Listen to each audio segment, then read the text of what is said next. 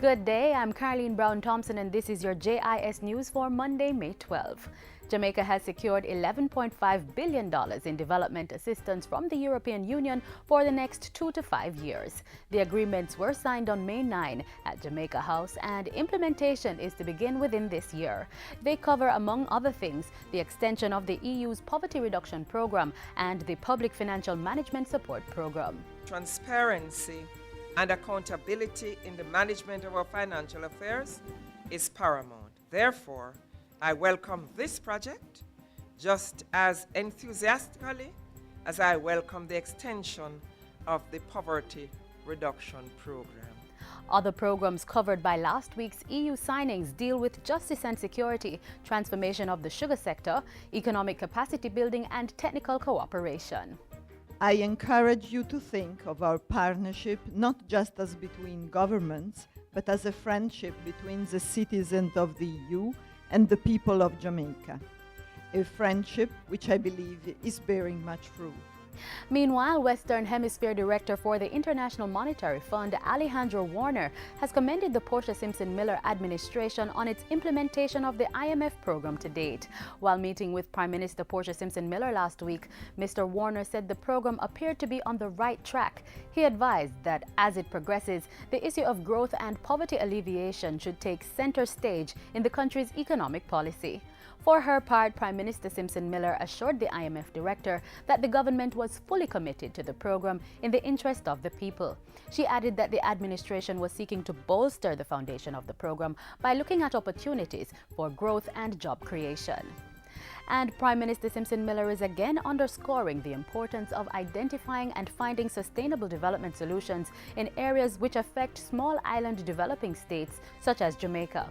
She was speaking at the recent launch of the Caribbean chapter of the United Nations Sustainable Development Solutions Network. It's headquartered at the University of the West Indies Mona campus.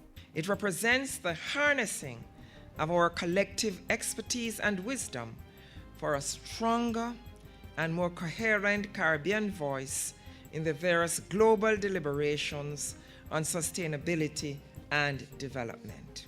The Sustainable Development Solutions Network will be focusing on areas such as energy, the marine environment, climate change adaptation, and economic issues that impact the region. Education Minister Reverend Ronald Thwaites says when the new national primary curriculum is instituted, it will challenge students to rely less on their skills of recollection and more on continuous assessment. In his sectoral presentation last week, Minister Thwaites said the new curriculum would be in place by 2017, along with a new primary school exit exam to replace GSAT. The new curriculum is well underway, Mr. Speaker.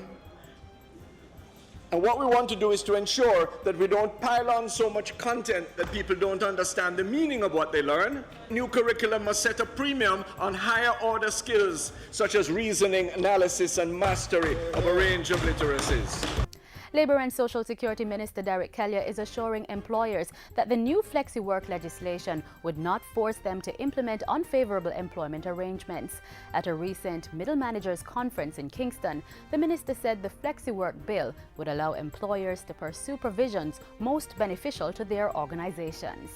I want to state categorically that the changes which will be made to facilitate the network arrangements does not in any way mean that employers are obliged or will be forced to implement such work arrangements. And finally, Health Minister Dr. Fenton Ferguson is expressing concern about the observed high levels of physical inactivity and obesity in the country. The World Health Organization is now highlighting physical inactivity as the fourth leading risk factor for global mortality, accounting for 6% of deaths worldwide.